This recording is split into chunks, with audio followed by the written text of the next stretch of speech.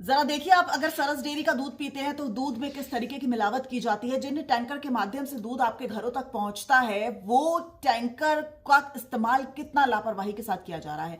यानी इस पूरे टैंकर में दूध भरा हुआ है और ये सरस डेयरी के ही अंदर जो है वो पूरे टैंकर्स खड़े हुए हैं, लेकिन इस टैंकर के ऊपर चढ़कर, और वो भी चप्पलों के साथ चढ़कर, दूध को मिलाया जा रहा है। दरअसल इससे पहले भी खबरें आ चुकी हैं कि सरस का जो दूध है वो पूरी तरह से मिलावटी है। कई हजारों लीटर दूध जो है वो मिलावटी दूध पकड़ा भी गया है। दरअसल इसमें यूरिया, सुक्रोत और केमिकल की मिलावट की जाती है। आप समझते हैं ना, यूरिया कितना खतरनाक होता है। सीधा आपकी किडनी और लीवर को पूरी तरीके से प्रभावित करता है, साथ ही साथ इन्फेक्शंस कई तरह के करता है। अगर आपके पेट में गैस बहुत ज्यादा बनती है, अगर आपको हाई बीपी की टेंशन हो रही है, अगर आपकी किडनी में स्टोन हो रहा है, तो ये सब मिलावटी दूध की वजह से हो रहा है, क्योंकि उसमें यूरिया डाला जाता है। और लापरवाही देखिए, यहाँ पर एक शख्स जो है वो दूध यानी कि कंटेनर में हाथ भी डालता नजर आ रहा है, इस टैंकर में हाथ भी डालता नजर आ रहा है जिसमें दूध है। अब आप सोचिए कि उसके हाथ इस वक्त कितने गंदे हैं, इन्फेक्शन से जो है वो पीड़ित हो सकता है वो। और कहीं कोई मास्क का इस्तेमाल नहीं है, कहीं कोई ग्लव्स का इस्तेमाल नहीं किया है।